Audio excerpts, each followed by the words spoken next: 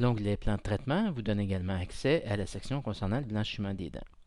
Nous cliquons sur le bouton Blanchiment.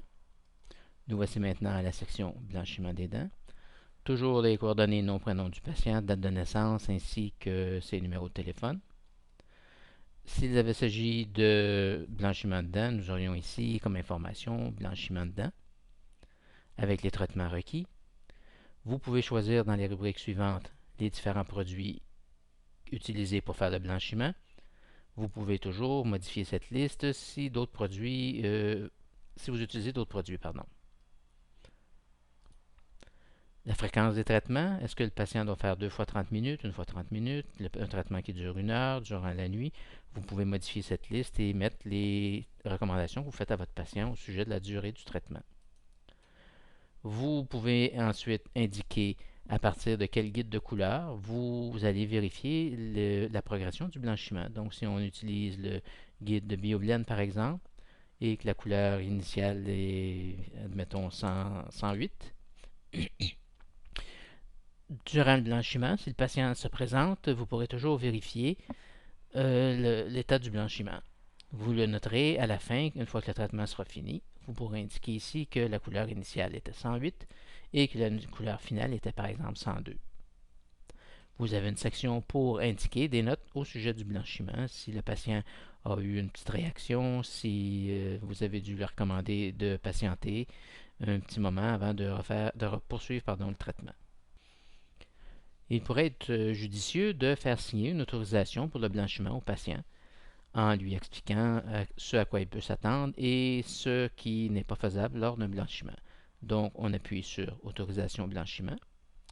Vous avez ici un formulaire qui est personnalisé au nom du patient, qui explique au patient, en fait, la façon dont le blanchiment va se produire. Et, par exemple, le patient a été informé de la procédure de blanchiment. On lui a expliqué comment ça fonctionnait. Le blanchiment ne blanchira pas les traitements dentaires existants, les composites et ainsi de suite.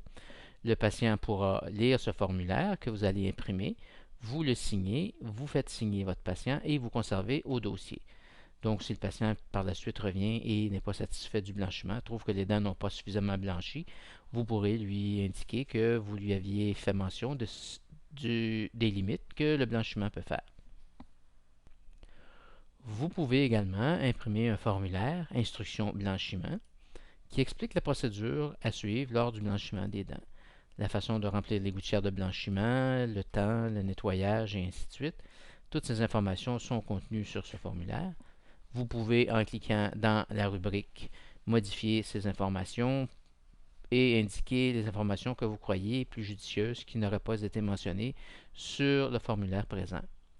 Vous imprimez ensuite, en cliquant sur l'icône de l'imprimante, ce formulaire que vous remettez à votre patient qui pourra s'y référer le besoin.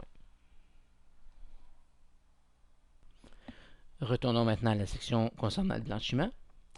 Vous pouvez également, si vous le désirez, insérer des photos avant le traitement, durant le traitement et après le traitement.